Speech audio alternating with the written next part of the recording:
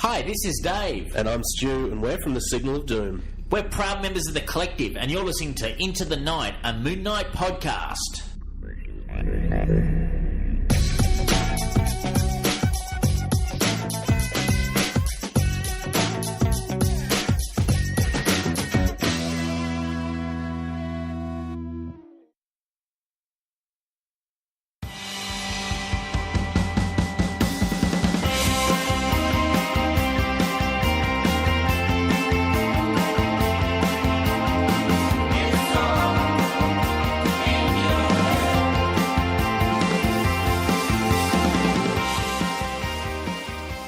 Yes, welcome back, Loony listeners. This is episode 74 of Into the Night, a Moon Knight podcast. You are back with us on this fine weekend. We are chugging along. We have a very different review this episode. We'll get to that later, but I want to welcome back our prodigal son, one of our favourite High Priests of Khonshu. Hi, Khonshu, welcome back. Hello, yes, I am finally back. It's been a while between drinks, as people who drink say, as they would say. Yeah, I'm back. It's been a while, a couple episodes, a few, maybe 4, maybe more, but I was waiting on new equipment. My audio has been slowly dying, and then it died, but now I'm back. And, I think if there's one thing that's unified us all throughout the past several years of human history is being hit by shitty dates from eBay.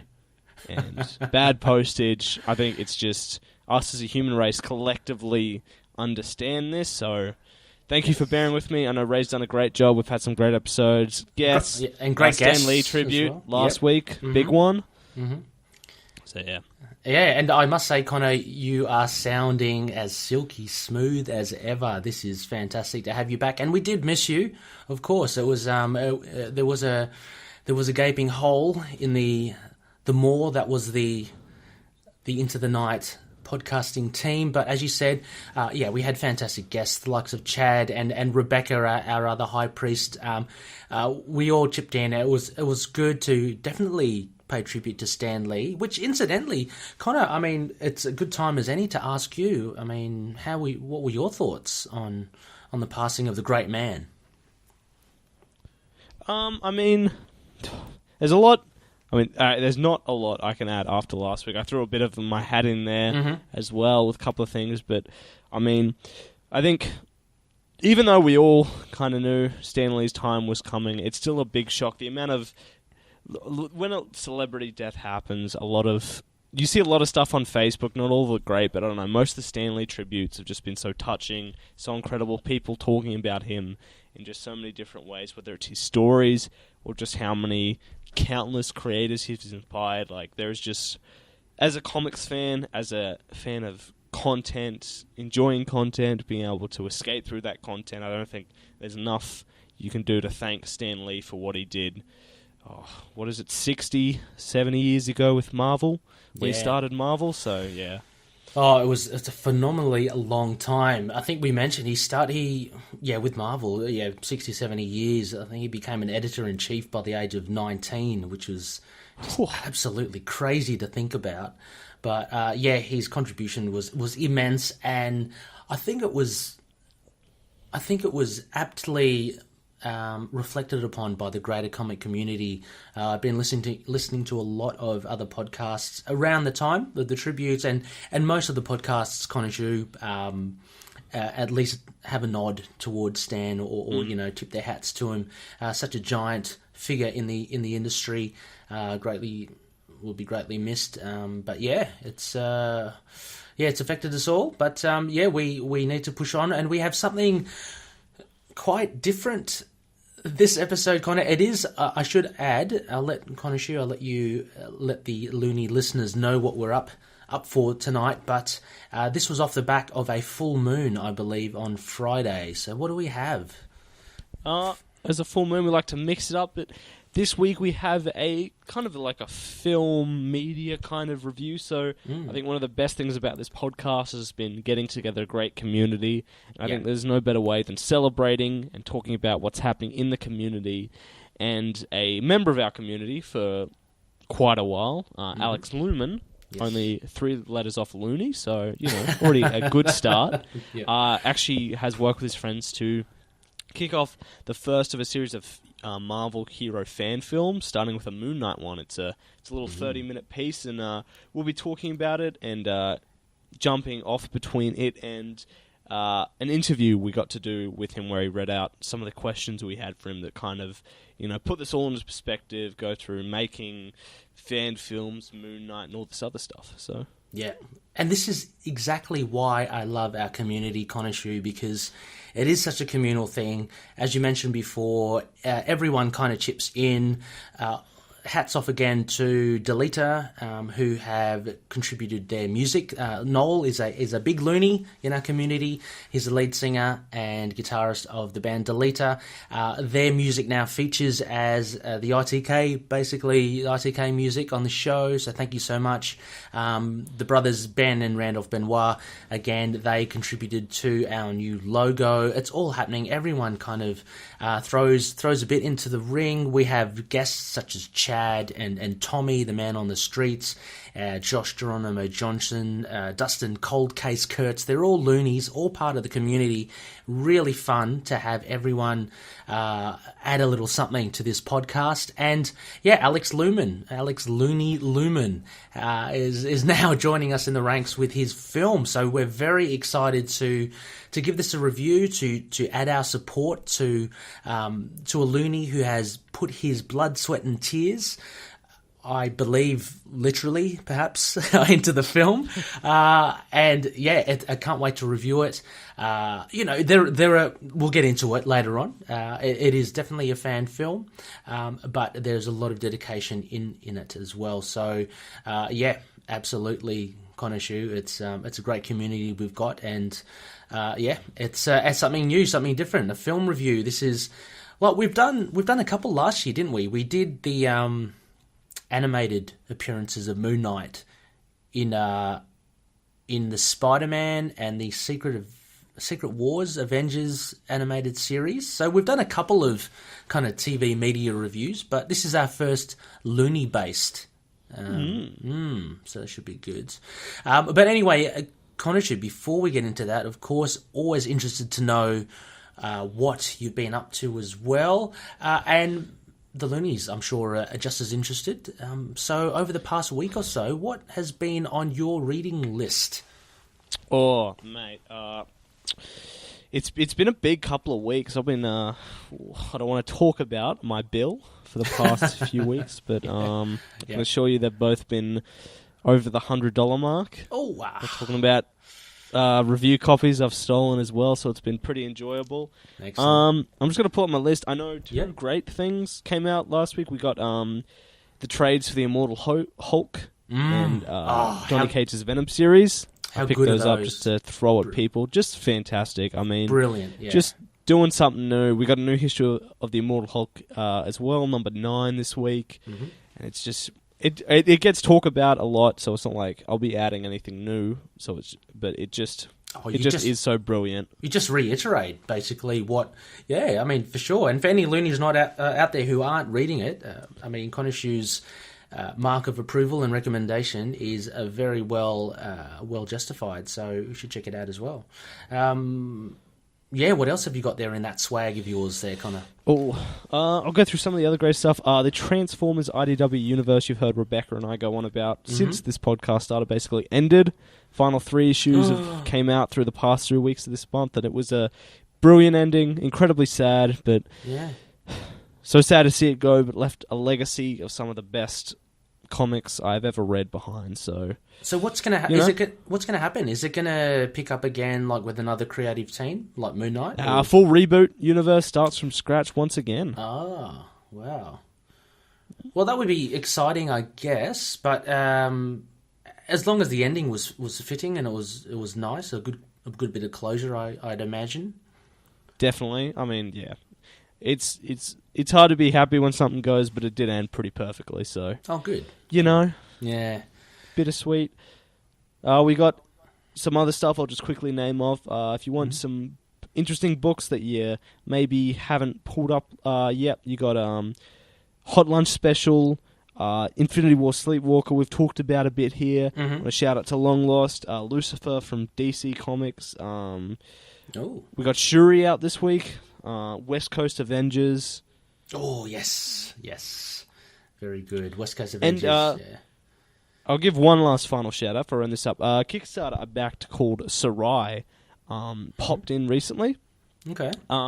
And it's kind of what I'd say a pretty Moon Knight story. It's about a young Nigerian girl who is kidnapped for the slave trade by some of the dictators over in Nigeria, but makes a deal with a spirit and a proper within our in the written known history of a spirit of vengeance to give her powers to defeat the to defeat her captors. So yeah, pretty Moon Knight. It's got that great spiritual element. It's great. It's it's relevant. It's important. It's Kickstarter supporting new creators. So I'm going to link that below. Absolutely. As well, if you want to pick that up, that's on Comixology, Amazon, for physical as well. So yeah, that's fantastic. What spirit are we talking about? This is intriguing. I'm quite interested actually. I have forgotten its name. It's a very iconic looking thing. I'll post up in the group. I'm gonna vamp for time while I pull it up. Can't remember it has a name, but right. That's it sounds really good. I might have to make good with your link, Connor, and have a go with it.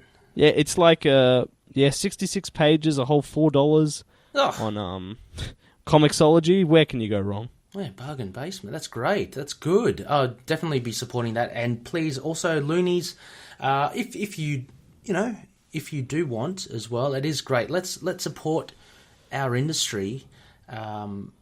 We are big proponents of supporting our local comic book store as well, but want to kind of branch it out in comics in general. Let's support the creators who actually make these things happen, and look, they could be the next big thing, and even if they aren't, this is something that's dear to them, much like Alex Looman's film coming up that we're going to be reviewing. It's always good to support this sort of stuff. It just kind of keeps the energy alive, I guess, keeps the fire flickering. So no, that sounds good. Connor, what was it called again? Sarai, Sarai. Sarai. Written by Sonica Ellis with art by J.C. Grand. Fantastic. Okay, awesome.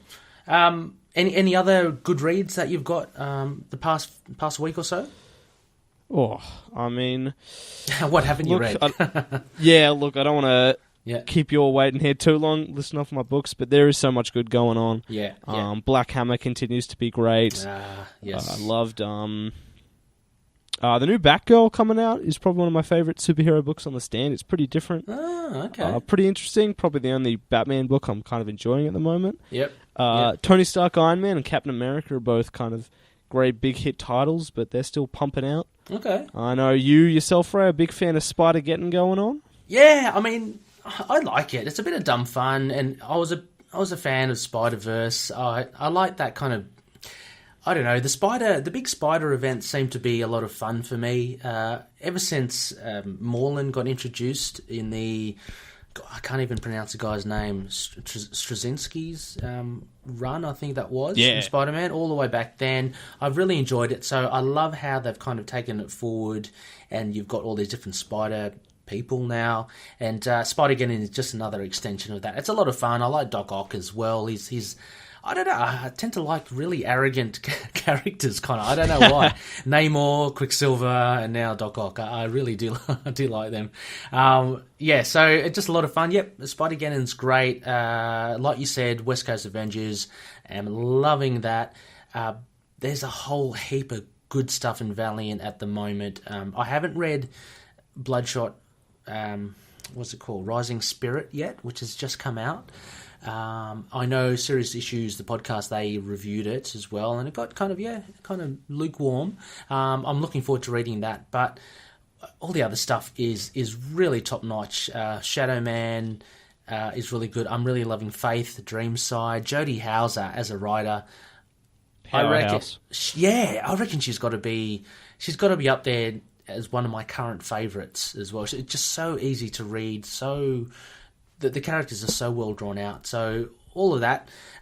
There are a few trades that I'm still working through. Werewolf by Night, the complete collection, volume 1.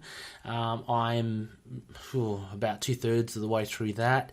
A little shout out to Dave from Signal of Doom. I picked up The Savage Sword of Conan, volume 15, by Chuck Dixon. That was because of the Black Friday special, Connor. So I got it for cheap as chips.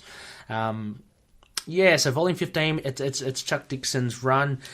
Beautiful art, and I've only read literally a couple of pages so far, and it's really good. I'm really enjoying it. I've known nothing of Conan, so I'm interested to learn more. What else? I finished the Dennis Hopeless's Spider Woman. That was just I love that. I think I'll read that every now and again just to refresh my memory. It's such a good read.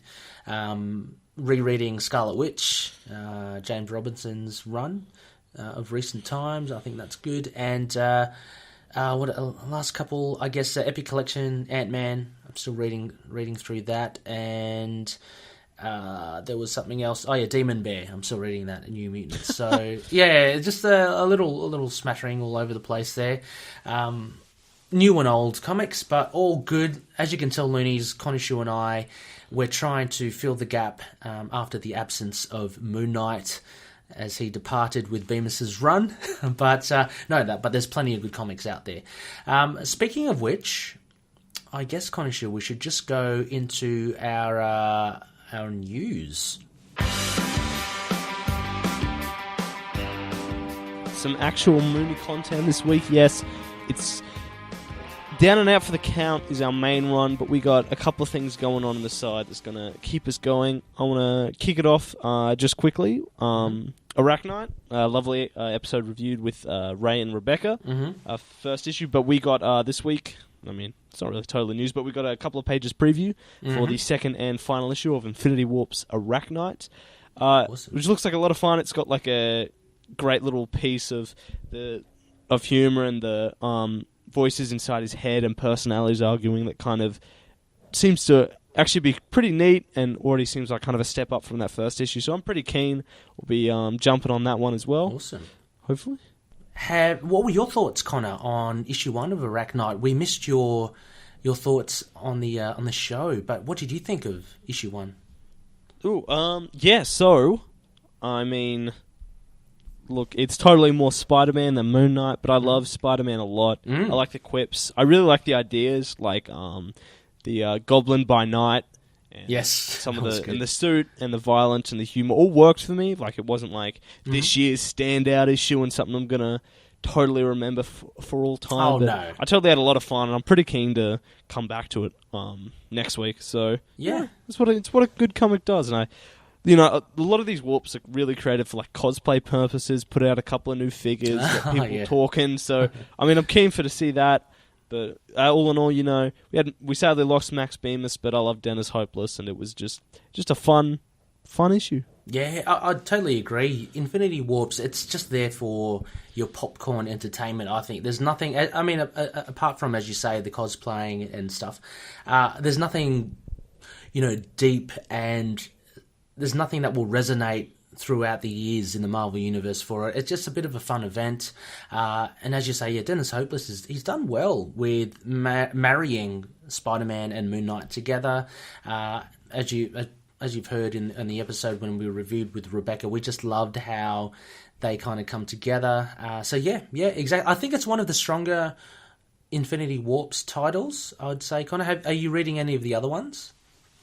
Yeah, I think they're all a bit odd. I think Weapon Hex and Ghost Panther have been the ones that haven't connected with me. What's it like? Iron Hammer and the Soldier Supreme? Yeah, that's it. I like those. They're fun. They kind of spend a bit too long on the origin, but it's just fun to read something like that every now and again. I'm totally. Oh, actually, that's not entirely true. The book Infinity Warps 1, just focused on a bunch of different Infinity Warps. That was a lot of fun. That was probably the best one, I think. Really? And that was like She-Hulk and Squirrel Girl or something, wasn't it? Or no, that was it was Squirrel Girl and Lunella. So that was like Moon Squirrel and like Tippy Saw. Oh, okay. You had you also got Sleepwalker, that fantastic series dealing with the warps as well. You had that's good. Was it like Man Thing Fang Foom? Yeah, that was cool. Great. I like that one. Yeah. It's dumb. It's fun. Like you look at it, you see what you get. But if you're down to that, I loved it. I'd totally love to see stupid stuff like this continue into. Whatever. And it's kind of like it's good because you kind of need this sort of stuff as well. Like sometimes comics and their titles tend to take themselves too seriously. You need to have a bit of levity, and I think that was what the brilliance was with Squirrel Girl as well, and the likes of Deadpool and stuff. It's just a bit of light humour. Very, very good indeed. Also, we have the big one, Avengers 700, Connor. We were talking a little bit about this before the show. Really good stuff here. But you've got here notes on a bit of a Moon Knight foreshadowing. Yeah, so the big news this week for Moon Knight, while we've all been in this drought, that's, no new series announcements, so... Yeah.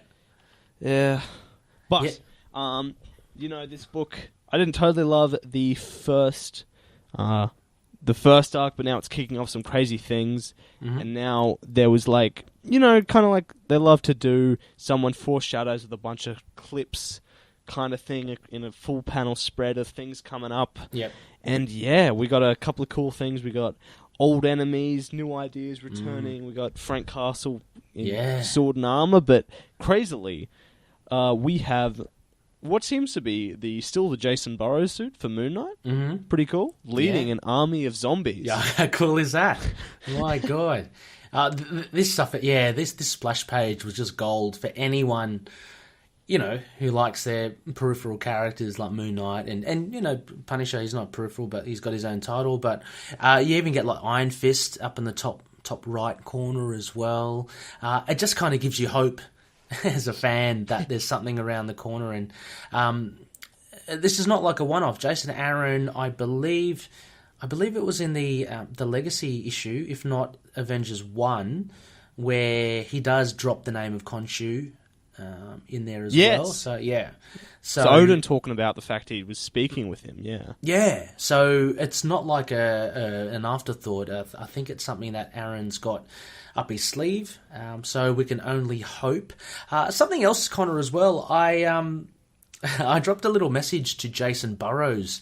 Remember when we had him on the show on episode 50? He said that he's got something absolutely dope cooking for Marvel, but he couldn't announce it. Nothing has come out yet, and so I dropped him a line. I said, Jason, look, is something happening? Because we're all kind of waiting on tenterhooks. And he said he thought it was actually going to be announced during New York Comic Con, but they didn't do it. So I think he's still bound, obligated not to say anything yet. But what do you reckon? This might be it. You reckon it could be no spoiler? Well, a little bit of a spoiler for Avengers 700. Do you think it could be Blade? Or yeah, I mean, possibly. You got a bunch of cool stuff going off there. Yeah. And I suppose that's the big thing as well. So what I wanted to include this, not just talk about, but also got Marvel Comics February 2019 solicitations. Yes. And that's when the big Blade story kicks off. So we got kind of like oh god, I managed to lose it. Avengers issues are 14 and 15. Mm-hmm. They kick off basically the War of Vampires, which awesome. Will kick off Blade's tenure, I guess, and the massive against unholy forces, and they're totally great solicitations. Jason Aaron doing what he does, new ideas, crazy shit. But I'm feeling it'll be this arc, or maybe the end of this arc, that we might start getting this dripping of Moon Knight coming in. And who knows, those issues might even be drawn by Jason Burrows. That is his suit we're seeing there. Absolutely. And let's not forget as well, there is a close tie with the supernatural, with Moon Knight as well. Of course, Definitely. yeah, I mean, Werewolf, obviously, that's how we kind of got introduced into the Marvel Universe. There are funny memes going about by our good friends over at Moon Knight Corps, Bobby and Dave, I think, and there's a hilarious ongoing one with Moon Knight and Dracula, which seems to be popping its head up every now and again all over social media. So even by proxy, there's a connection there between Moon Knight and vampires. I don't know about you, Connor. I'm excited to see vampires back again. I think it's time. Yeah, bloody oath. I mean, Blade, I don't know what happened with Blade. Marvel's been having some weird, almost rights issue with him, possibly, but we haven't seen him in years, so he's back. He's in the bloody Avengers now, I definitely inquire to check out the covers and the solicitation for Avengers 14 and 15. Dave Marquez, it is just bloody crazy. Oh yeah, Marquez is a master, isn't he? So 14, 15, that's not too far because Avengers 700, is that issue 10 from just off the top of my head? I think it's issue 10, right? So it's only four or five issues to go until we reach February. That should be good. So I think it's been a while. I think we spoke about one of the best things about Moon Knight's constantly mixing it up. I don't think we've seen a proper Khonshu as a proper godlike being and Moon Knight embracing the supernatural this way since, I don't know, the early 2000s and the Black Panther issues and a bit of the Houston run that we've seen something so full-on and supernatural as this. So new directions, new times. I think everyone's excited. Jason Aaron has a good track record behind him. He does. It's just a great way to tease us. So, and I agree with you. Sorry. I was just about to say, we're not down and out yet. Yeah, no, not at all. No, there's a little spark there that Jason Aaron has, or a little bone that Jason Aaron has thrown our way. So, we're nibbling on that. But totally agree with you, Connor, as well. I wasn't a fan. I mean, I do like Jason Aaron's stuff, but I'd have to agree with you. I wasn't a fan of his... what was it? The Final Host, that first arc. Unfortunately, as arcs go to kick off a new, refresh of the series, it wasn't the strongest, but he's starting to come into his own, it seems, with this lead-up, with the introduction of Namor as the antagonist. I've just been enjoying this, utterly.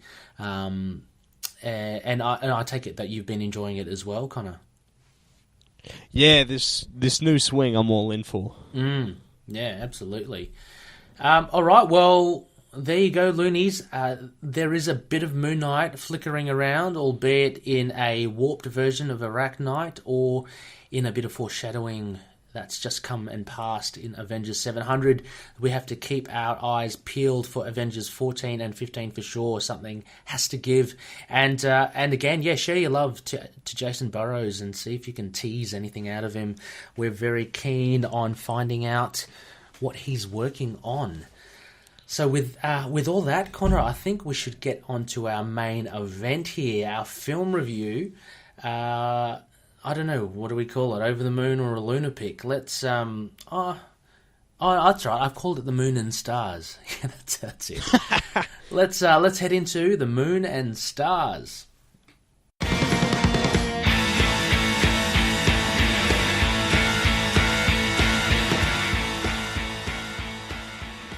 Okay, Loonies, we are here, and Connor, we have a very interesting film here. Very exciting because it's one of the rare times we see Moon Knight on celluloid. But we both watched the. It's a good half hour, isn't it? Part one. It's part one as well. Full half an hour. So absolutely fantastic. Before we start talking about it, as you mentioned earlier in the show, Connor, we were fortunate enough to touch base with Alex Looman, who writes, I think, directs, and I think he stars in it as well. Very busy chap.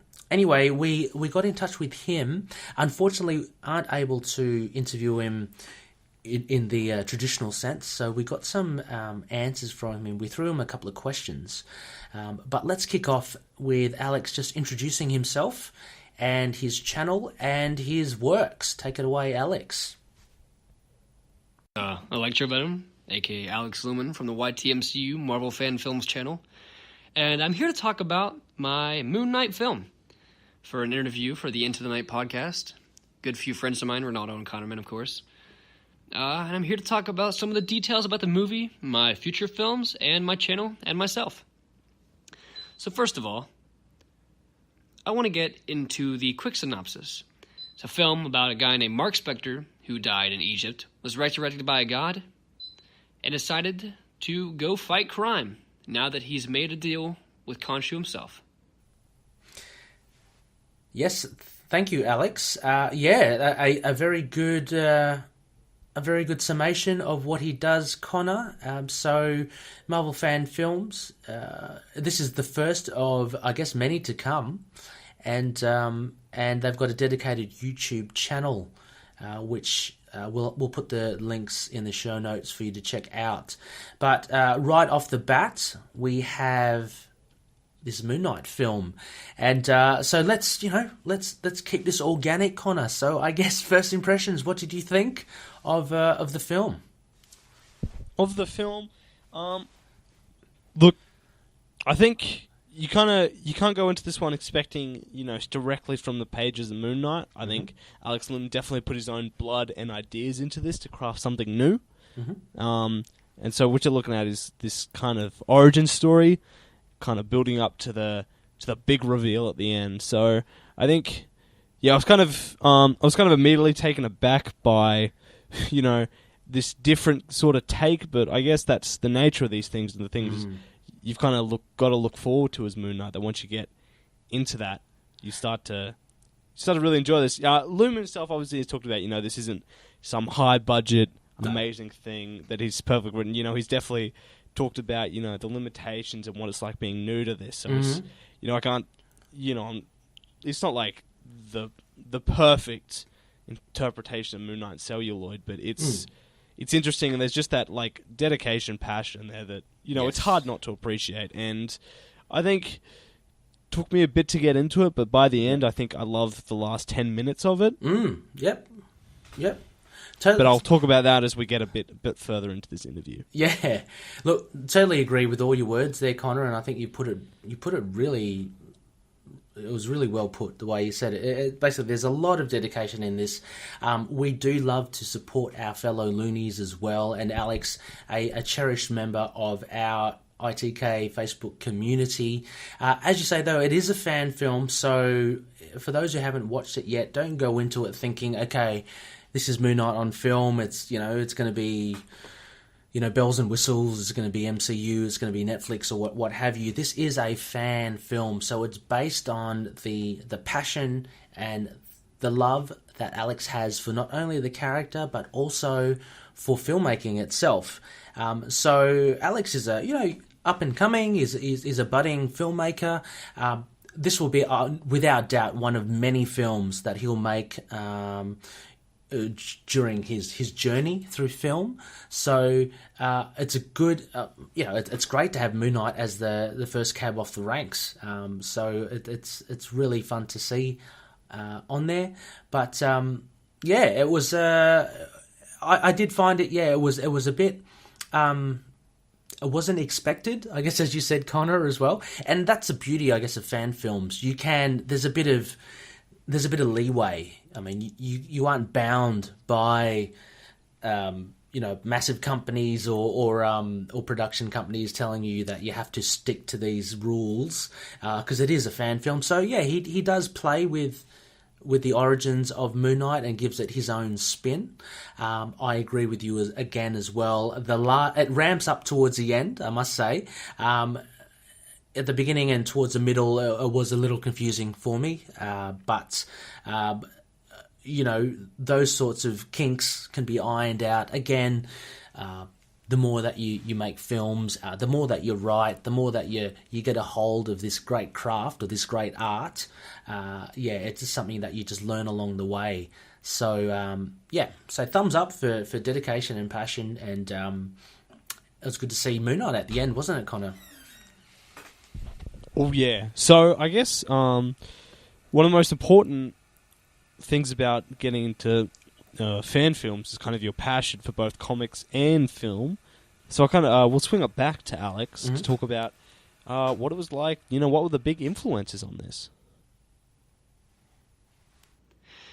So first of all, I want to get into why I made my idea into getting filmmaking. As a kid, I always loved YouTubers, watching Marvel movies, DC movies, all types of movies were my favorite. I've always had a thing for fight scenes, choreography, dialogue. So I think my biggest motivation is probably wanting to make my characters look good on screen, to make myself, acquainted with people, to get to know people, to inspire people. That was my biggest thing of filmmaking, was to give people hope, inspire people to do what they want to do, and to have a good life ahead of them. That was why I started making commentaries and gameplays, and I'm starting documentary series. So, yeah, those are one thing. So very interesting there from Alex about how he got into filmmaking as well. And I guess we were talking about Connor as well, and as you mentioned, the influences, because it is interesting to know. It is fun to kind of watch these sorts of films. My take on it was when I watched it, Connor, I don't know if you felt the same. There had, for me, a Netflix Daredevil kind of vibe, because at the beginning you had Moon Knight in his white hoodie, right, and he's taking on street thugs. Then, cut to him in his workshop, and he doesn't have a Melvin Potter, but he has his tools, and he makes that vibranium/carbonadium/adamantium armor. And then we get, as you're alluding to, we get that ramp up towards the end where he takes on the thugs in that I don't know what it is, their safe house. So for me, it was almost, it reminded me of Daredevil in the black suit, and then when he finally got his costume. Did you pick that up at all? Yeah, totally. I kind of love there's that. As you get into it too, there's quite a bit of detection work as well. Yes. Kind of fits into that, and then also kind of has that Mr. Knight style coming in as well. Yeah, it was, so there are very good nods there from Alex. So I guess the next thing we ask Alex, outside of the MCU, the likes of the DCEU, those comic book films, what other films greatly influenced his work? And so we put that to him, and this is what Alex had to say. So first of all, I want to get into Mark Spector himself. A lot of reasons why I gave him the type of schizophrenia instead of DID in this movie is because I wanted to save the DID type things for later movies, because I felt like it would have been in a better title next time, because I would have had more time to develop it. We were on a fast-paced type of schedule. So I looked to movies like A Beautiful Mind for his schizophrenia, and probably didn't do as well as I thought I could. I was going to add some more stuff, but I was on a time crunch, unfortunately, so there's one mistake. But for the fight scenes, I went to my favorite movie of all time, Southpaw, featuring Jake Gyllenhaal.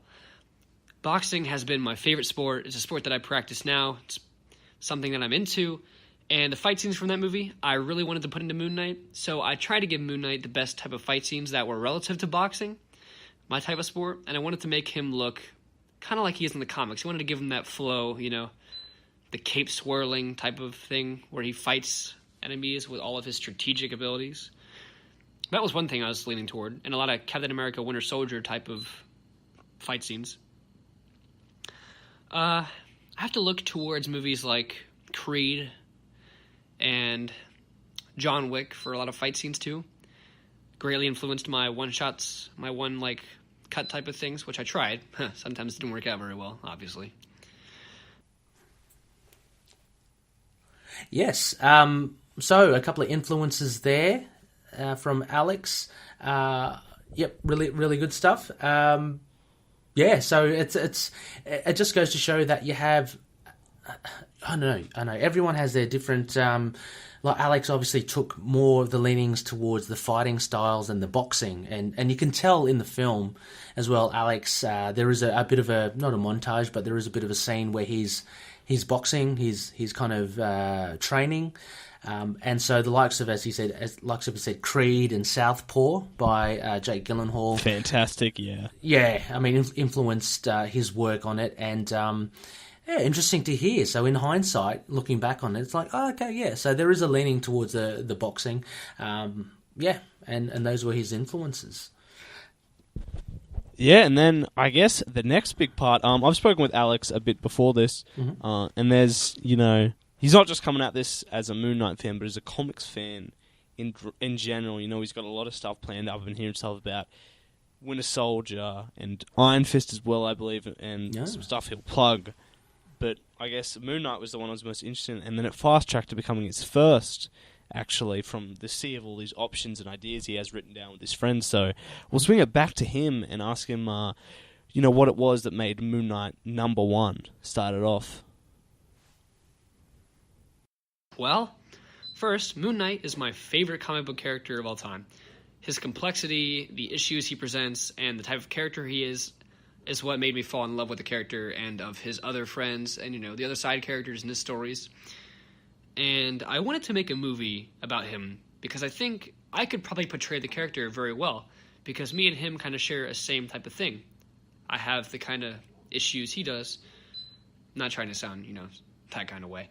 But I think that, in theory, everyone can be a comic character because we all should be able to relate to them on a level. Think about it. I mean, Spider-Man's a nerdy kid who was bullied. There are people like that now. And he was given powers and risen up. And, people can do that now. They can, come out of their issues and, have a better life. And that's what I think Moon Knight was about.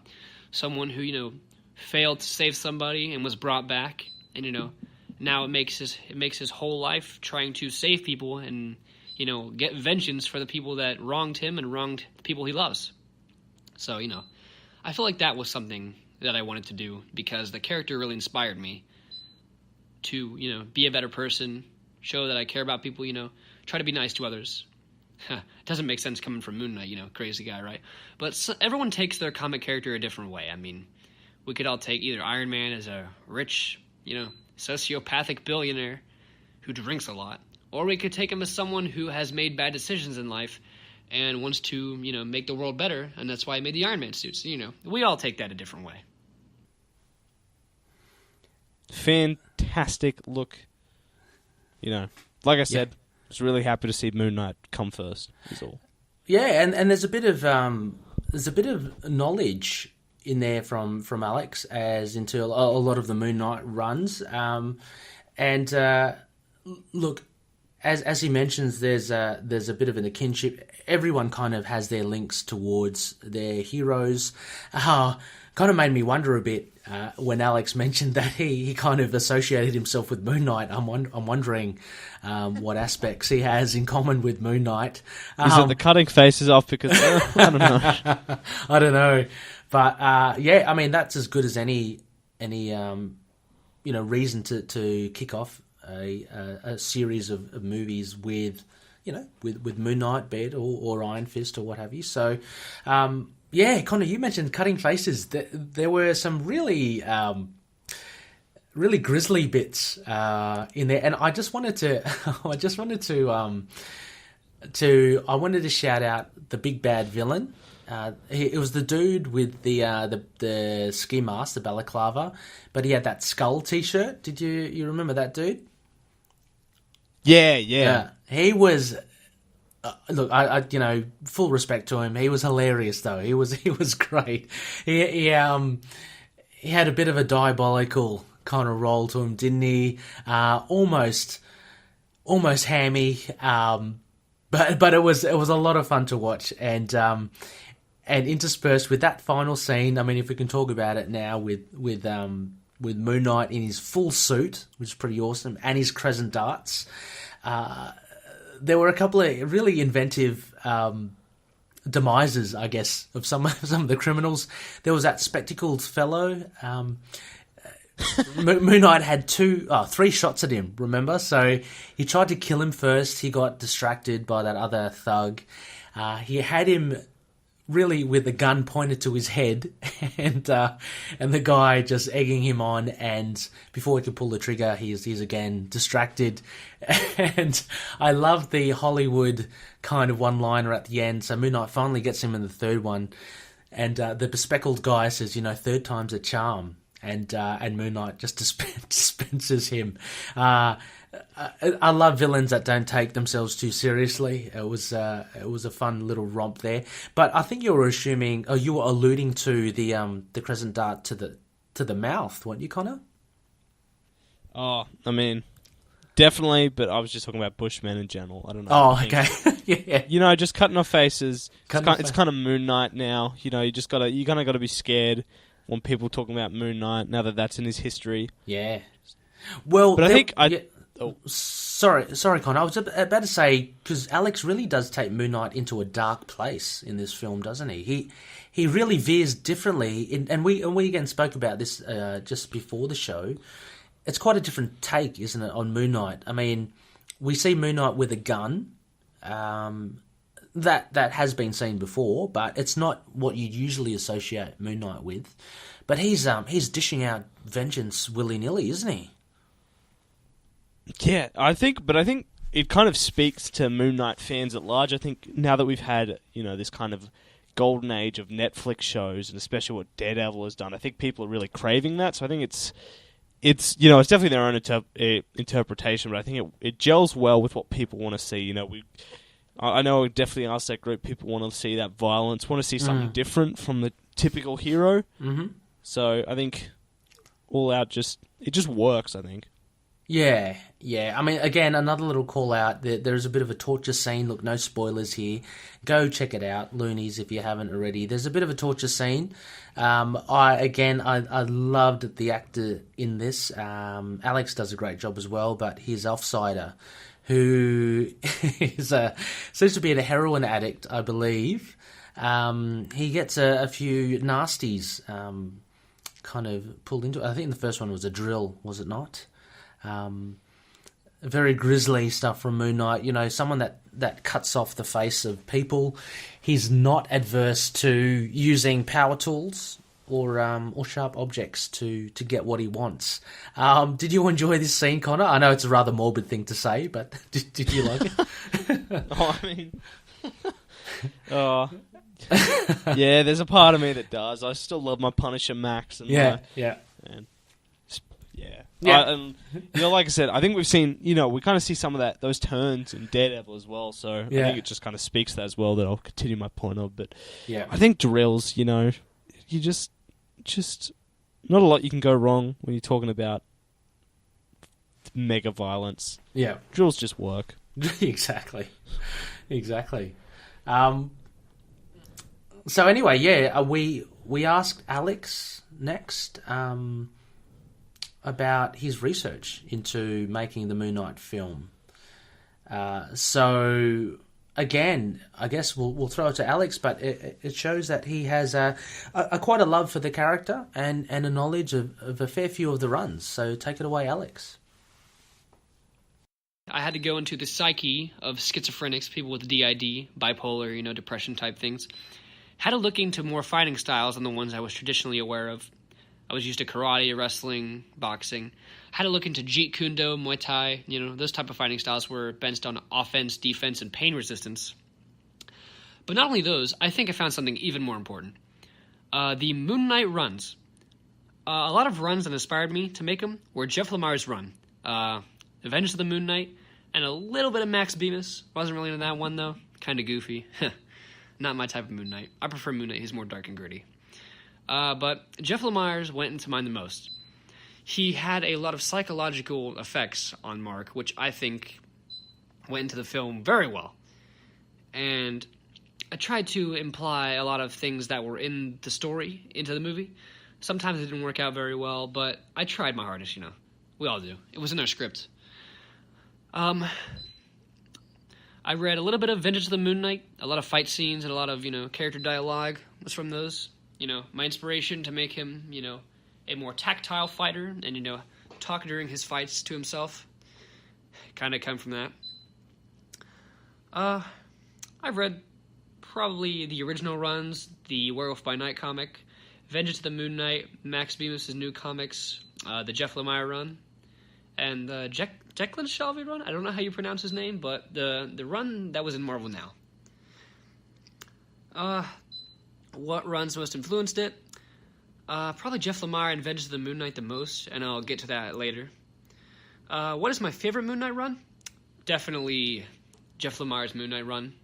It was hilarious, psychological, had a lot of things that I was looking forward to in a Moon Knight comic, and he just perfected the character and made him hilarious and comedic and crazy and dark. It was like both spectrums. It was kind of like he was like somewhat comedic and somewhat, funny, but a lot more darker and more disturbing and, a more like unhinged type of character, which I was into.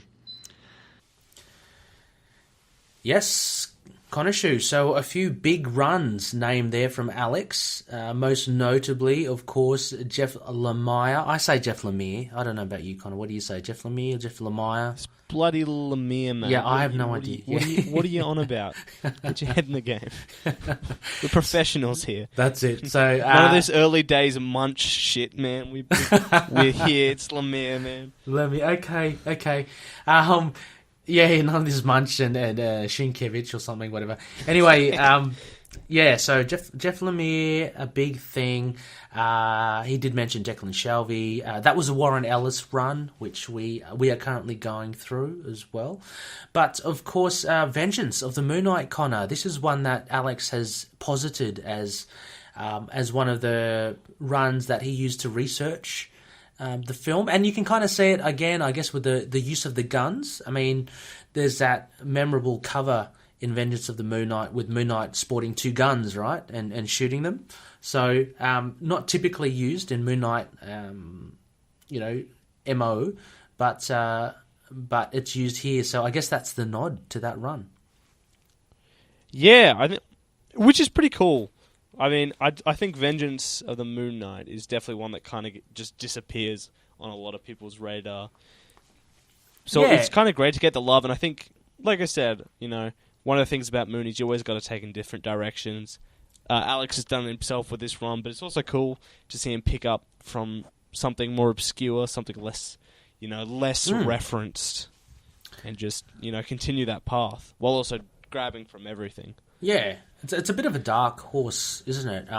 That run, Vengeance of the Moon Knight. I know a couple of the Loonies have it as their favourite Moon Knight run, and it's certainly a fun run. It's got the likes of, it's got the likes of Deadpool, as well as the Sentry. It's a lot more inclusive of the rest of the Marvel Universe than a lot of the Moon Knight runs, which tend to be isolated and in its own kind of corner of the universe, if that makes sense. So I think Alex has picked wisely here. If he is to actually make future films of other Marvel characters, he gives himself an allowance. And as actually it was shown at the end of the film, Connor, with it was like the post-credit scene with Moon Knight reading the letter that mentions both Hydra and S.H.I.E.L.D. So we get Moon Knight as part of the greater universe now, and Alex has brought that along in his film, which is a very smart move. Yeah. So I guess we've talked a bit about Moon Knight. We talked a bit about the run, so we got an idea of where this all came from. But I think I love talking about fan films. There's a lot of great stuff. There's a fantastic Nightwing one that came out when I was back early high school that I still adore, and I think people are always talking about like fan films. Like, it's this great holy grail of nerding community. So I think I bet there's definitely some listeners here who've looked into it or possibly looking into it. So I think we're going to turn it to him about the process of making fan films, about what goes into it. So over to him. That is a lot of information to disclose. So I want to start with the beginning. In the beginning, we started off with our script, of course. So we were looking for months at the right kind of Moon Knight comic material So, we'd be looking into what comics made the character the best, what comics portrayed him the best, and what comics, he looked the best in. So, we were looking towards his psyche, his fighting styles, his personality, the character. I wanted to perfect him. I couldn't let him be bad because there would be no point in ruining a character with so much potential. So that was one thing. I wanted to be able to perfect him in the way I acted as him as well. So I had to put in the personality, his slightly comedic, unhinged side was in there too. So yeah, we were working on scripts. We had to put in our music choices, which were, believe me, very tough. There was a few that we wanted to put in there, but I wanted to save them for different movies because I think they would have been better in the other ones. A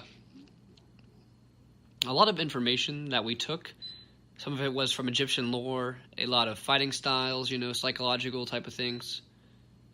But yeah, that's what we based most of it on, which is pretty good. I think that worked out pretty well for us. Let's see, where am I at next? Okay, production days. That was a pretty tough thing. We had to find out which days were good for all of our actors, which days we were good to use our costumes, and which days we had to, clean them up a little bit, what days we could, buy out our locations that we wanted to use, and, be able to get our cameras up and working, how much we've had them charged, how much we could get our lighting fixed. And so we went, a few times a month around where we live, and a bit farther from there, and we went pretty well. We had a bit of miscommunication errors, so we had to cut out a little bit of places that we wanted to go. So we did a lot of places that looked a lot like alleyways, stuff like that. And, we had our guys practicing there and back at the studio, and we had them, reading their lines, practicing the fight scenes, doing the dialogue, both there and at the studio. So we would have them doing it in both places so they would get it into their heads, We had a lot of time. We had a good time filming our scenes because a lot of us were, really happy about what we were doing, and we really wanted to make it look good. So, a lot of our influences went into our motivations. Let's see. So next, our post-production was pretty fun. I had to edit a lot of stuff. We had a little bit more editors. We had to make some music changes, lighting changes, cut out a few things, make it look good. It's pretty interesting. It's a little bit more difficult than I thought, unfortunately. Because we had a lot of errors, a lot of lighting problems. We had to, make things look better. We had to make it up to a better quality, make it light, because it was extremely dark where we were filming. You could barely see anything. And that was a big problem. But we got it fixed. We got it fixed eventually. So, we had the right kind of thing. Yeah, fantastic. I mean, I've definitely thought about it. Fan films myself. I've never gone through with it, but it's my favorite thing to hear about what goes into it. We talk a lot about that that dedication and interest that we've said, buzzwords, 20,000 times. But it's hearing about that really... Yeah, it really brings the interest for me. And it also just actually opens your eyes as to how much actual work is involved in actually producing a fan film as well, or any film. I mean, there's so many moving parts to it. There's obviously the pre-production where you have to actually... I mean, it's kind of you have to corral a lot of people, like the actors and the people behind the camera, the people handling the equipment, all that sort of stuff. You have to run through the lines. There's a lot of that, and then a lot of it is logistics, I think, as well. And I'm speaking from my experience of producing films as well. I did this back in the day when I was at uni. I did a film elective, and I was privileged enough to be part of a lot of student films. A good friend of mine who's now in LA, he's a director and a writer. Wow. Yeah, and he's a big David Lynch fan, and so we've made these really whacked out films. But he was full on, right? And so he wanted to go through the whole process. And similar to Alex, you had to tick off, or you had to check off these boxes to actually get your film to work. So it's a lot of organising. It's a lot of of logistics and programming to make work. And then on the day of the shoot, there are variables, right? You know, like of bad inclement weather or people not showing up. You know, that is a reality that can happen. And it's all about managing what happens there. So it's really interesting to hear Alex's thoughts on it and what goes into it. And of course, he did mention he could speak a lot longer about the whole process because it is a long and involved process. But yeah, it's very interesting. And it just shows that it's not just one guy, you know, with a camcorder just filming. There's a lot of post-production stuff in the film there, Connor. What I do love about seeing in the film, he's got a distinct soundtrack to a lot of the fight scenes, a lot of pumping scenes there, a lot of pumping rock tracks. He uses a bit more somber piano music towards some of the end bit. Yeah, I found some of the music a little oddly placed, but a good music nevertheless. And he's got actually a lot of the Foley. So Foley design, for those who aren't into film, is when you replicate sound effects of, albeit, let's say Alex in the workshop hammering away, making the Moon Knight suit. He actually inserted hammer sound effects there. So you can actually see there's a lot of post-production. And also as well, I think there's a scene, Connor, I'm just running through my head the film, when he's on the phone to someone as well. What you hear from the other end of the phone is all post-production as well. So he had to act as if, you know, he responds to whatever the person on the other phone says. Not necessarily he hears it, but he has to act it. So yeah, it's a very interesting process. Do you think, Connor, that you will be maybe involving yourself in a film down the line somewhere? Oh, I mean, as someone who did media, I can assure you I have zero acting ability. I don't mind the writing part of it, but yeah, you won't see me on the big screen. Oh, gotta have you on some sort of. We got to get. I don't know. We got to get at least one video on ITK of both of us doing something. We should probably should do it an amateur skit or something. I don't know.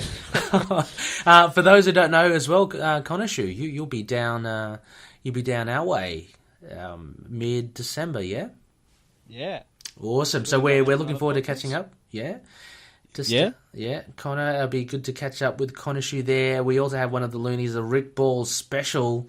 He'll be firing in as well, so that'll be fun. But maybe we should, I don't know, video something then. I don't know, Connor. The world's our oyster. It'll be fun, nevertheless. So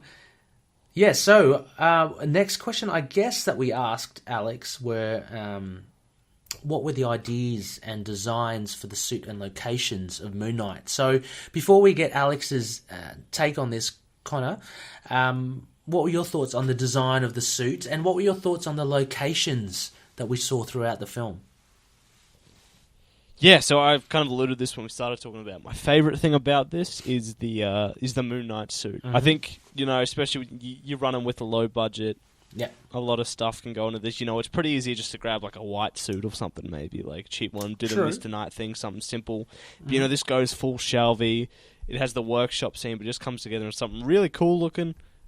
It's kind of got this great mix of, high-tech armor, but also kind of like those kind of like almost paintball vests you can sort of buy and stuff like that. And it's got that great like feel of handmade creation that works with the workshop scenes we see, and the locations too. I'm definitely getting that Daredevil vibe that we spoke about, and this love for kind of like that gyms, straight up fist fighting scenarios, real street level stuff that, like I said, I think we're really big into in this day and age. So it's great to see fan films, capturing and hooking onto that as well. Yeah.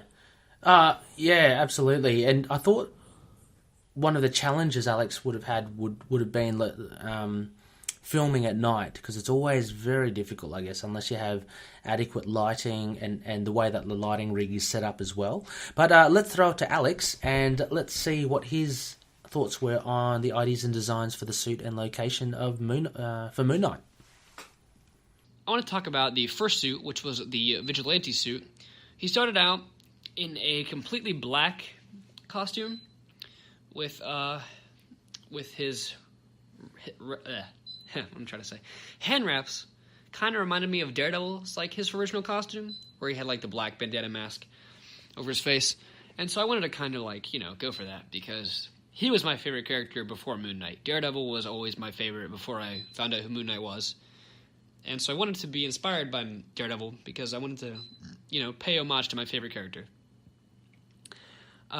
Next, his armor suit. His armor suit, we were half and halving it, actually. We wanted to have some of the Vengeance of the Moon Knight, like armor, like the type of a Christian Bale, Batman type armor. But I didn't want it to make it look too much like that because, then it would have been drawing a parallel a little bit too much. So we went a little bit of the Vengeance of the Moon Knight and a little bit of the Marvel Now run with his black and white costume. So, it looked pretty well. We weren't able to do all the crescent type parts of the suit, so we had to go with a more militaristic look. We had to go for the motorcycle vest instead of the chest plate, and we had to go for the knee pads and shoulder pads rather than an armor that we could put on there easily because it wasn't really fitting on. We were using a lot of things that we thought could work, but they ended up not being able to work so well. The other suit was the hoodie suit with the crescent on it. I just found that in a fan art that a fan sent me, and so I was like, hey, that looks pretty good. So we tried our best to make it look realistic, and then we put that in the film. Locations were based on a lot of like street-looking places because we wanted to have fight scenes that were down to earth, looked a little bit like Daredevil or as a Punisher's fight scenes. So that's what we were paying homage to. So we wanted to have scenes that looked realistic, and we kind of lead towards fight scenes from the Declan Shalvey run and the Civil War Thunderbolts run, where he was fighting out in alleyways in the middle of the street. Yes, that was Alex's explanation of it. A very, very cool suit there at the end, and I like how it kind of built up towards it. Again, as we said, very Netflix Daredevil-esque. Really, just really great fun origin story stuff as well. Yeah. There's actually one shot, I really liked it. There was one shot towards the end, Connor, and Moon Knight is walking away, and the fabric of the cape is a little translucent. So he's walking away, and you actually see the silhouette of him behind the cape, like if that makes sense, as the light shines on him. I don't know whether that was intentional or not, but it had a pretty cool look just for a couple of seconds there. It was pretty good, pretty inspiring. Yeah, real walking into the sunset vibes of a future. I guess. Yeah. Hopefully, something we'll see return to. Yeah. Absolutely. Yeah, so, before we get into the next question that we shot through to Alex, Connor, any other memorable moments that you had whilst watching? Well, I think they totally hammed it up, but the kind of like Lockley looking version of Mark fighting in the streets with the beaten up thugs in the street with all the like fog and smoke going around them. And there's all those great like almost like one-liner video game quips of thugs being thrown around. Like, was it the Black Dogs they were called? I can't remember. Yeah, I don't know, but yeah, the fight scenes were very, very fun to watch, I must say. I also actually enjoyed. I like the voices that Mark heard in his head with Khonshu. A little bit of creative license again, like Khonshu, in some instances, sounding almost streetwise. Or maybe that was Jake Lockley. I don't know. But that was cool. And there was one instance as well where Moon Knight is heading towards some more crims, and there's just like a how should I describe it? There's just like there's multiple voices just murmuring in his head, and I like that idea of all these identities kind of saying something at once. I think that was fun. Yeah, Yeah, and I wonder as well, like whether we're going to see that explored in hopefully later stuff. But I think, I was really taken into a lot of the street fighting stuff, especially at the end. We've spoken a lot about the violence and that, but I just love seeing at the end with the suit and just this perfect mix of like Khonshu kind of brings in that element of the supernatural, but just keeping it hammy and fun and beating the shit out of each other. Just good. And look, speaking of fun as well, I guess we asked Alex if there were any amusing stories on set or whilst they were filming. This is always one of the fun things, I guess, of being part of a film and a film crew. One of my favourite things, Khonshu, when I do buy a DVD or Blu-ray, to go to the gag reel. There's always, without a doubt, some malarkey happening. So there's always got to be some sort of hijinks happening, I think, on set. So, let's throw it to Alex and just ask him, were there any amusing stories on set whilst filming? Yeah, actually.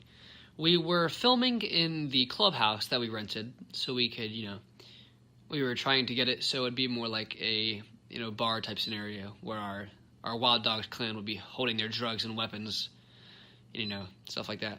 So during our practicing, we had to do a scene where we were going to backflip over a table. We had to do some like different flips over like objects, and that was extremely difficult because I'm pretty good at acrobatics, but I couldn't really do like flips over like a 2-foot, 3-foot tall table.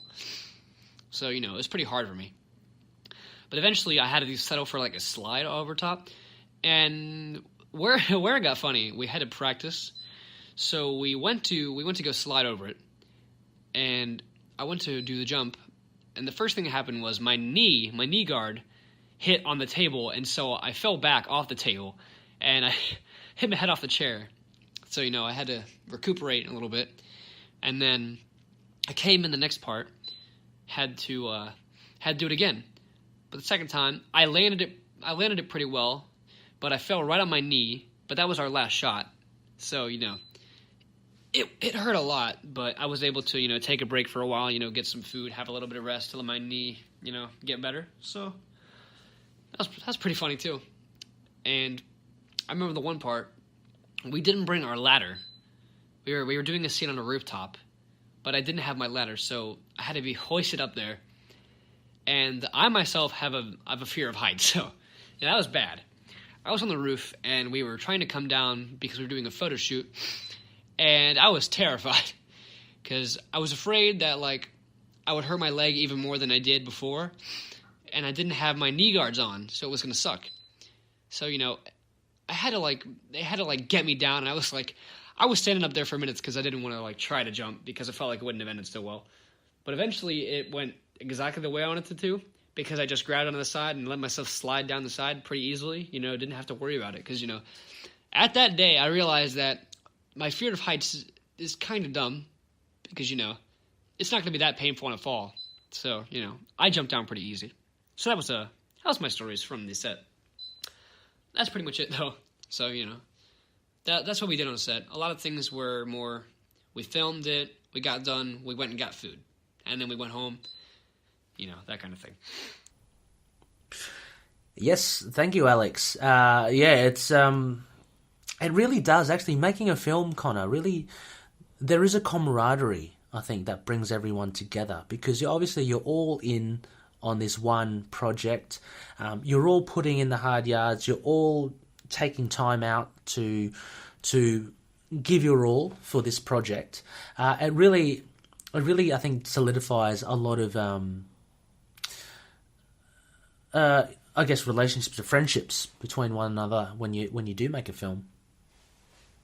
Yeah, I've been friends with Alex on Facebook, and it's probably one of the more amusing things seeing him and his friends just messing around on set, and you just see all these different cuts of them covered in the fake blood, or the different stages of making the suit or something dumb. So if you ever put some of more of that great stuff out there, it'll just be I think you should definitely dive into that. There are a great couple of lads who are behind this, so...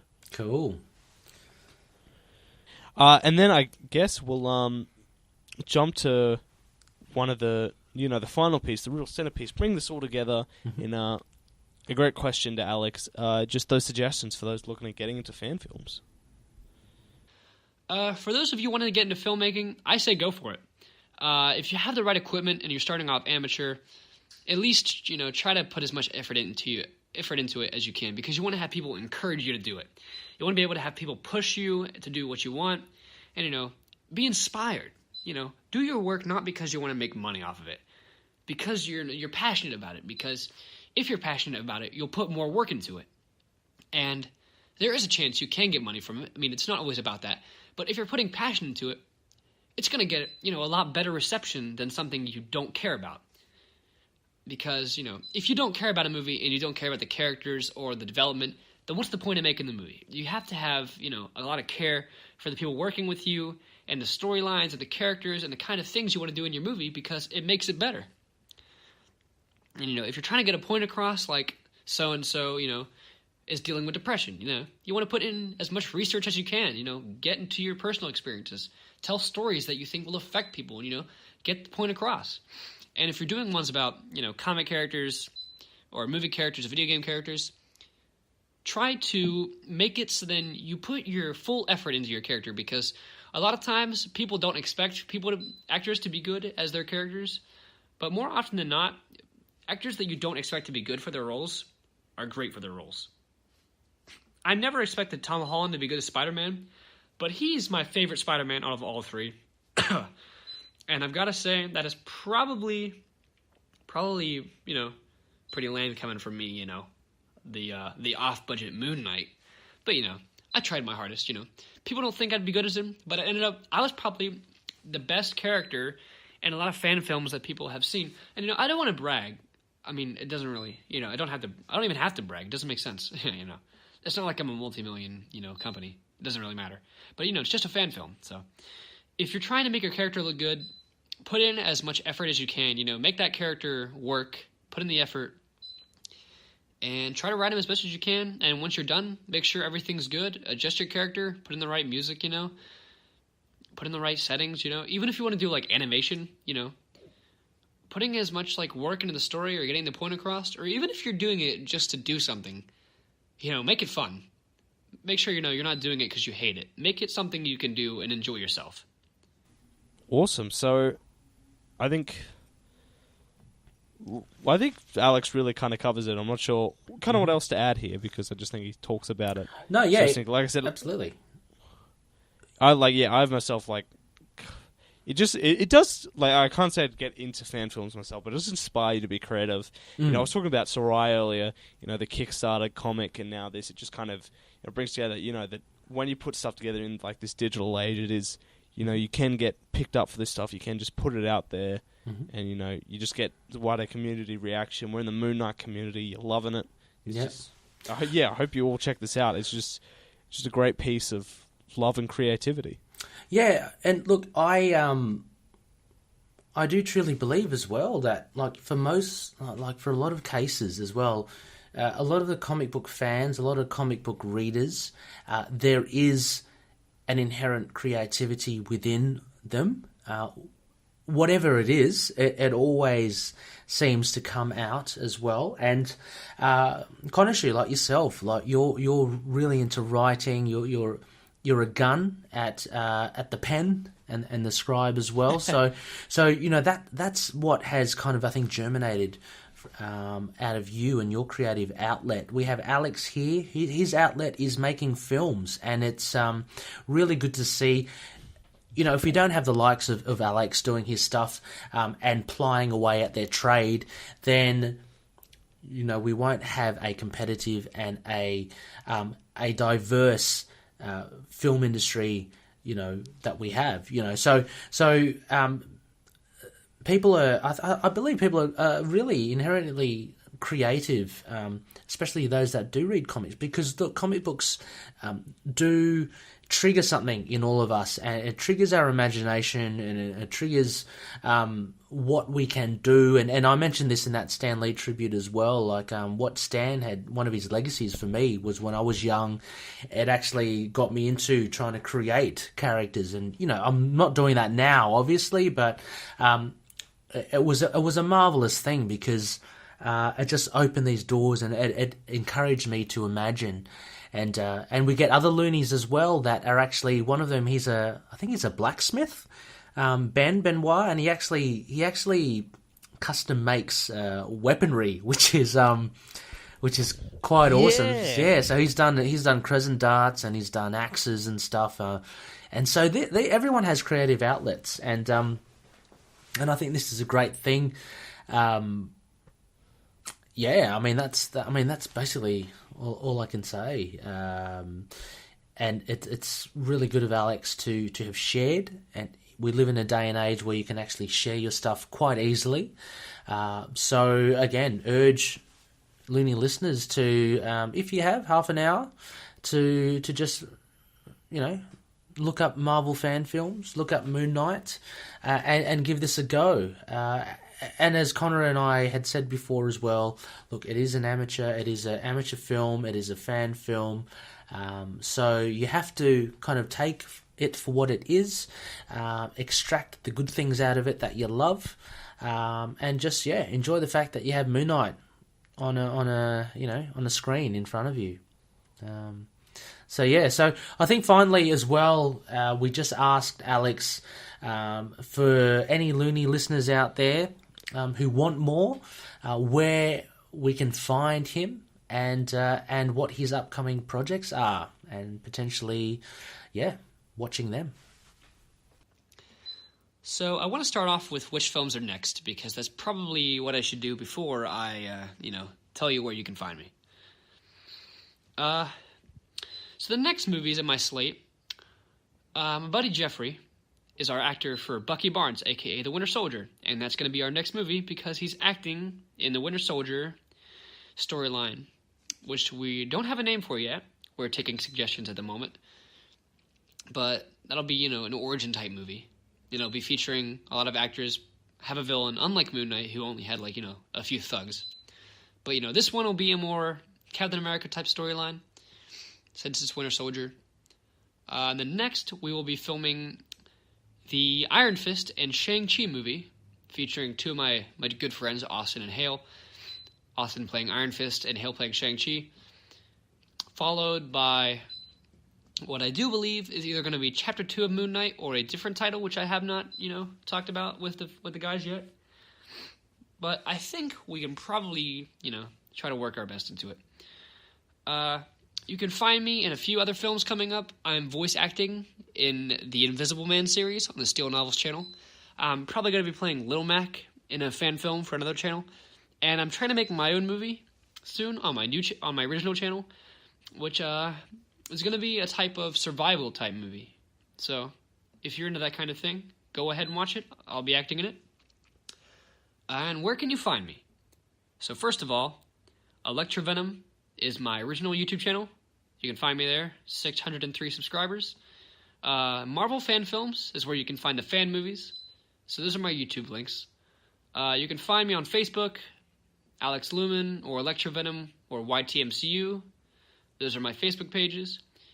You can find my Discord server. I'll send it to Connorman so he can put it in the description of the video and everything else. So we can leave the links for you guys to check out my film. You can find me on Instagram as ElectraVenomYT. You can find me on Patreon as YTMCU. I'm trying to set up my original one. And that's about it, actually. So thank you guys for having me on the interview, and hope my films will be better in the future. I'll be able to do an interview sometime, probably for our next few movies, if you guys want me to, be part of that. So thanks for having me. You guys have a good day. Yes, thank you, Alex. Fantastic stuff.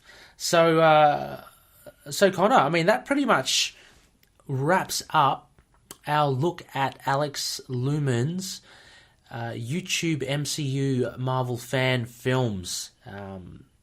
It was an interesting one, wasn't it? It was very cool to actually go through a Loony's passion project. Yeah, I think definitely the best part about diving this episode was having that interview. You know, we could have just spoken about it, but it's great to have this whole new different side and really see what goes behind something like this. Absolutely. And getting it out to the world. So, yeah, I think for a first crack, I think we did pretty all right. And big thanks to Alex for giving us the time for a full, I think, clocks in about 21 minutes of interview. I've been following, these guys for a while, and I'm super keen for what's coming next. I'm really interested in that Winter Soldier one, especially. Ooh, so that'll be good. Yeah, definitely. Thank you so much, Alex, for your time. Time zones are a bitch, let's just say that, when we're in Australia. So Alex is working off New York times, but I am forever thankful that we did at least manage to coordinate getting some audio from Alex, giving him an opportunity to speak about his film, a film that he should be very proud of. And a film that, look, is a springboard into many others down the line, and it will be one hell of a journey for him, Alex. If you do, and please do, keep on at it. Keep on at your trade, and the experience and the joy, it'll all go along the way. So, thanks once again for sharing. And I know Khonshu and I, we enjoyed reviewing this, eh? Yeah, I think kind of sucks that this is basically the end of the line for a while for Moon Knight television appearances, but hopefully stuff like this keeps coming out, and, well, maybe some more animated stuff later. Oh, yeah, why not? Why not? I want more animated stuff for sure. I mean, God, just seeing there's a whole heap of Netflix stuff, like animated stuff there, and like Castlevania and all that. Like, come on. Give us a Moon Knight one. Oh, yeah. It's not out of the realm of impossibility, a possibility, whatever it is. Anyway, so I think that wraps up our episode for tonight. Massive episode, film review. We have back in the fold, we have the Titan that is Khonshu with his dulcet tones. Khonshu, this is fantastic. Always glad to have you back. Before signing off, anything exciting happening for the rest of the weekend? I'll plug actually that I've been back into my reviewing bullshit. Back on the big comic page. You know how to sell it, don't you? I'm a big fan of myself. What can I say? I'm back into it. I love working for those guys. It's a great bunch of people just chucking their reviews. But we're into the big end of year season, so this weekend I'll be working on my best of the year list. Fantastic, awesome stuff. So yeah, be sure to check that out. We'll have a link again in the show notes. What's it? It's called again? The Big Comic Page, isn't it, Connor? BigComicPage.com. Easy to remember. BigComicPage.com. Loonies, check it out. Hunt Khonshu down. Check out his reviews. They're very cool, awesome reads. I think the last one I read from you, Khonshu, was the Nightwing one, which was pretty cool. Yeah. It's always good to read about stuff as well. I mean, like, I don't collect Nightwing, just to and read it from someone that you know. It give a nice perspective onto it. It's really good. Finally, I guess the usual outro. Oh, actually, next phase. Next phase. Oh, the big one. Yes, and mentioned before, a bit of a boo-boo. We overshot our mark. We got too excited, and we ran straight past it. But we're putting on the brakes, and we're running back towards it. We will be doing our classic run, which I believe is a waning crescent. The waning crescent is in the moon. Is not in the moon. Is in the sky next weekend, and that means we will be looking at issue 1 of Doug Mensch's 1980 Moon Knight run, Volume 1. This is what kick-started, in a way, arguably, how Moon Knight, got where he is now. We had cameos before. We had him in the Hulk magazine. We had him in, the Avengers comic books. We had him all over the place. This is his own title, 1980, Doug Mensch taking the reins, and he gets into Moon Knight's... he really fleshes out Moon Knight's history, doesn't he, Connor? Oh, yeah, it's a full-on big packed origin story. It's now not lining it nicely with our 75th episode, which is kind of a milestone to some. So yeah, absolutely. And Doug mentioned lines up a lot of the pieces here in his Volume 1 run, which went for a good long stint. So that's up next week, Loonies. Be sure to check it out. Also, finally, Khonshu, may I ask where Loonies can find us?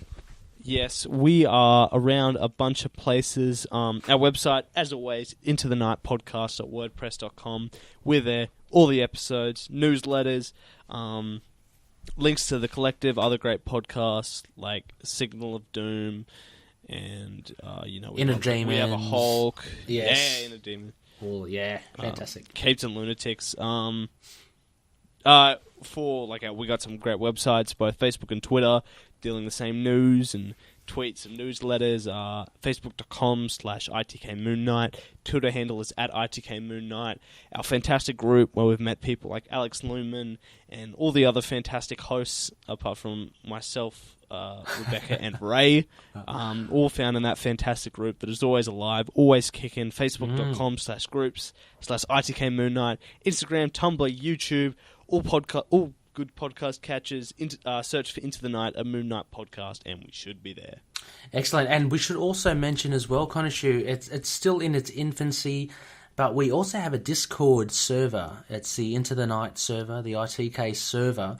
And the idea is down the track, we'll give a heads up in our newsletter of our episodes, and you as a Looney can actually pop in and you can potentially follow us live as we record, and drop down your thoughts or just drop in some messages as we record our show. So a little bit of logistics there because we are obviously based in Australia, but that's an exciting new venture which I hope we can kick off.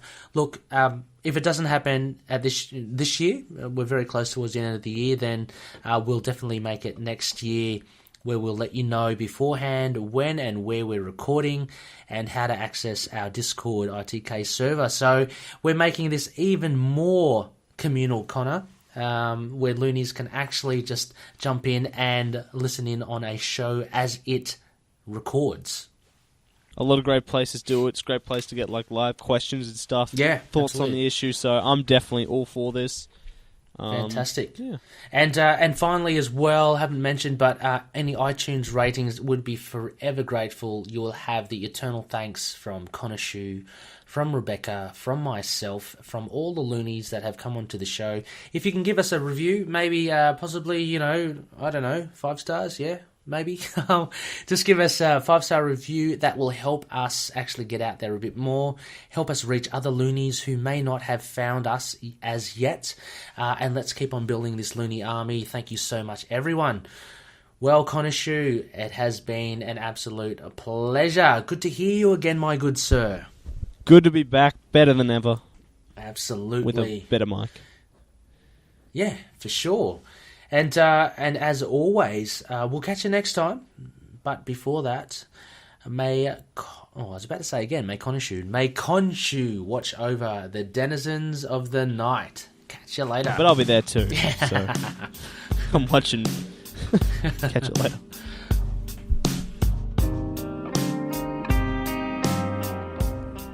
Moon Knight and affiliated characters, stories and events are properties of Marvel Characters Incorporated. Materials used and discussed within the podcast are intended for critique and review purposes only under the fair dealing concept of the current Copyright Act.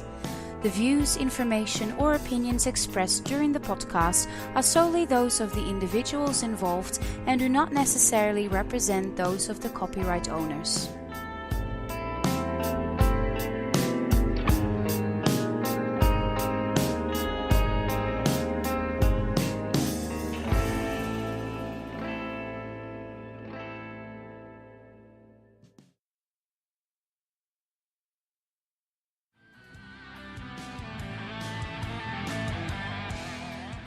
Hi, this is Chris, And this is Brian.